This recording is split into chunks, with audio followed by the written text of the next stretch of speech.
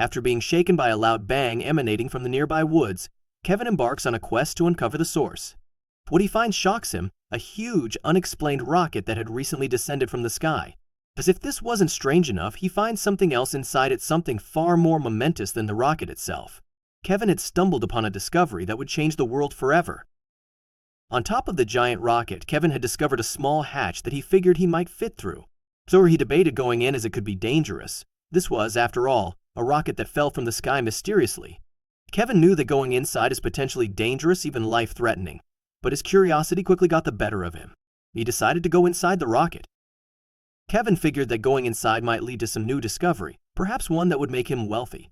The rocket alone was probably worth millions, so there must be something even more valuable inside. The door slammed open after breaking free from the lock. He was becoming increasingly preoccupied with his curiosity, and all he could think about was what was inside the rocket ship. As he approached, he felt the heat of the rocket emanate from the hull. There seemed to be a hatch that he could open. He pulls off his hoodie and wraps it around the handles, and he opened the hatch. So what he saw shook him to the core. Kevin couldn't believe what he was seeing and was unsure what he should do next. He had never imagined himself in this situation, but what did Kevin discover in the massive rocket? How did Kevin find the rocket, and why was it even here? When a small town in rural Alaska was jolted awake one night by a loud explosion coming from deep in the forest, people were curious but too afraid to go and investigate. All except Kevin, who was determined to discover the source. Kevin was one of the small town's heroes, a regular jock who was quarterback of the home team, grizzled man of the outdoors, a guy everyone could depend on. He saw this as a challenge only he could accomplish. Kevin was smart. Despite being knocked many times over during his years of playing high school football, he was aware that going out into the forest alone at this time of year was risky. There was a whole host of problems he would have to deal with. Without proper protection, the cold was lethal at night, and the animals were hungry and desperate. But, with no one else willing to join him, Kevin felt he had no choice. He packed some essentials and started plotting a route towards the crash site. Preparation takes time. It was going to be a few days' journey at least. Despite looking small on the map, Alaskan boreal forests are actually pretty huge areas of wild land, and going into them requires a lot of respect for the elements of nature. Kevin made up his mind and began preparing for the expedition after a few days without news about the cause of the explosion. But he knew he'd have to go deeper into the forest than he'd ever gone before to find what he was looking for. Kevin decided to take a trip, one that would last for a whole week, in order to investigate the source of the loud noise. He gathered his belongings and set out on his journey the following morning to start towards the crash site. It was a harsh journey. After being out in the cold by himself for a few days, Kevin was completely spent. He had started having second thoughts about his choice and was considering going back. The cold was unbearable, especially at night when the brisk air chilled his bones. Not only did the cold keep him awake at night, but so did the noises he heard every night. Wolves howling, sniffing around his tent, birds flying and croaking, it all felt hostile and hopeless. However, he decided to continue on. Kevin didn't realize it at the time, but he was about to be rewarded for the risk he was taking. Something good happened to Kevin on the fourth day of his journey. After all, he had discovered the first hints, which was critical because it would now be much easier to determine what was causing the noise. He stepped on random metal parts scattered throughout the forest, some of which were even hanging from the trees. When he saw the fragments for the first time, he knew he was on the right track. It gave him a second wind. Kevin could tell that these metal parts hadn't been here for long because there was no greenery growing on them. Kevin was extremely fortunate to discover them at that time, as these parts would most likely be buried in the snow in a few days. But Kevin knew that he was still a ways off from the rocket. However, he was already finding fragments of it all around him. How big was this thing? He thought. He would find out, but for now, all he had was this first clue. Kevin examined them carefully but was unable to identify any of them.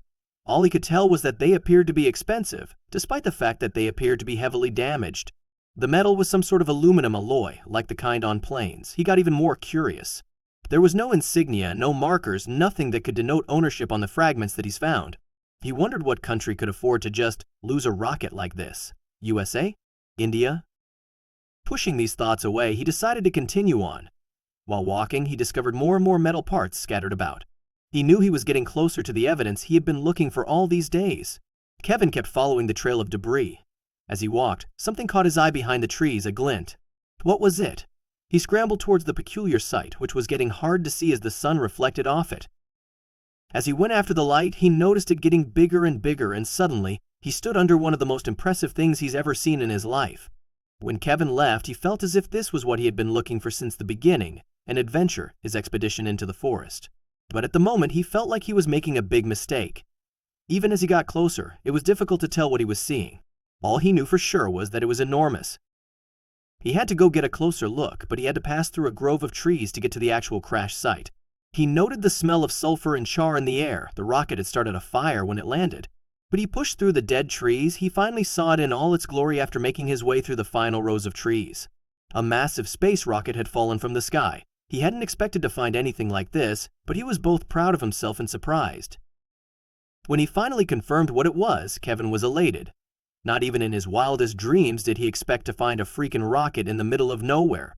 Granted, it was busted up and will probably never fly again, but still. He allowed himself a moment to sit down and look at his discovery. It was a huge rocket, just like the one SpaceX used. It had a huge white chassis with burn marks all over it, marks of her entry into the atmosphere. Well, now he's found it. What will Kevin do next? As he sat down next to his find, he lit a cigarette and determined his next steps. It took quite a trek to get here on foot, and he was going to take his time and be smart about this. Kevin was eager to investigate the rocket, but he had no idea how dangerous it could be for him.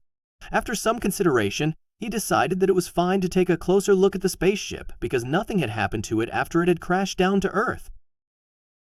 It was a big risk to try and explore the rocket on his own. Kevin knew that. He wasn't a scientist. Hell, he was still taking his mechanics course at the community college.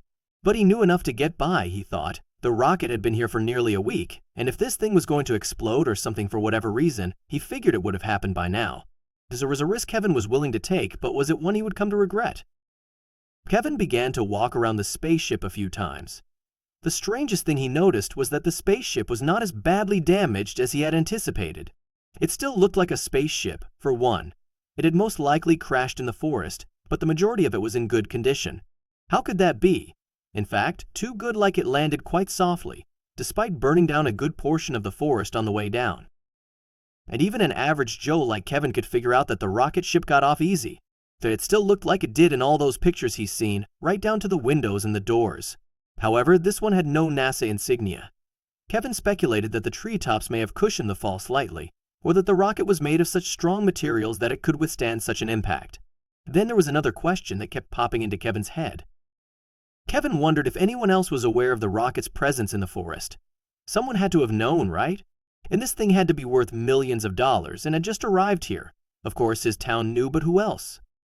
Kevin decided to look for more markings. Maybe he didn't see them the first time.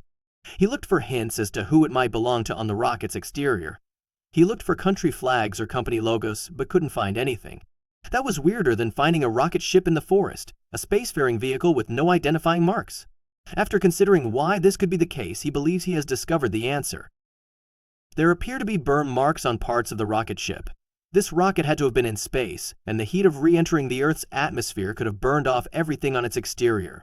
But that doesn't explain everything. After all, he's seen pictures and videos of the space shuttle landing, and it wasn't nearly this bad. And you could still clearly see the insignia and markings on a NASA space shuttle when it came back to Earth. Things have taken a turn for the bizarre. Kevin expected to at least find any marking that would determine who the rocket ship belonged to, but that turned out to be a fail. What on earth was this thing doing here? Kevin was still perplexed as to why this rocket was here. This crash on land appeared to be extremely dangerous. That couldn't be the plan, could it?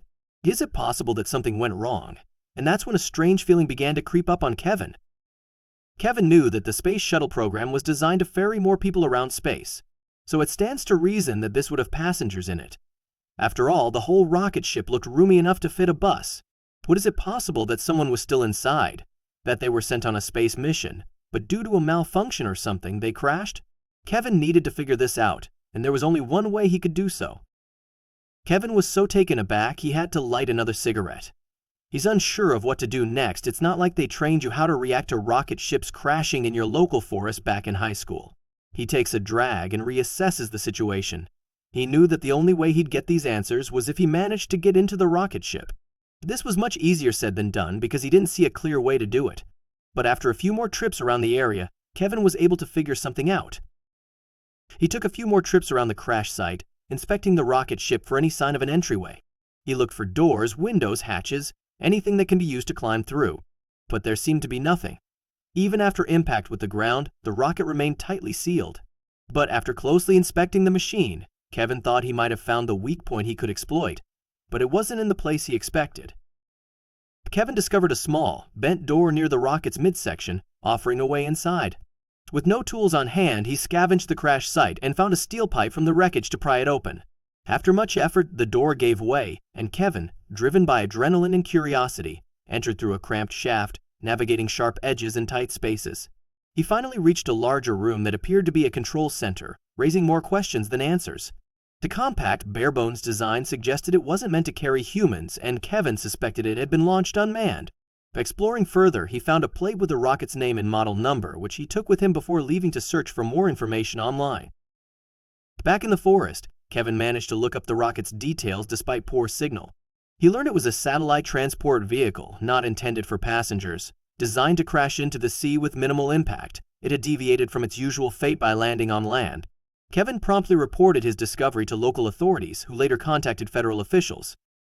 Days later, he received a call from a U.S. government representative confirming his actions caused no damage to the rocket. As a gesture of gratitude, Kevin was awarded a financial reward, closing an extraordinary chapter in his life.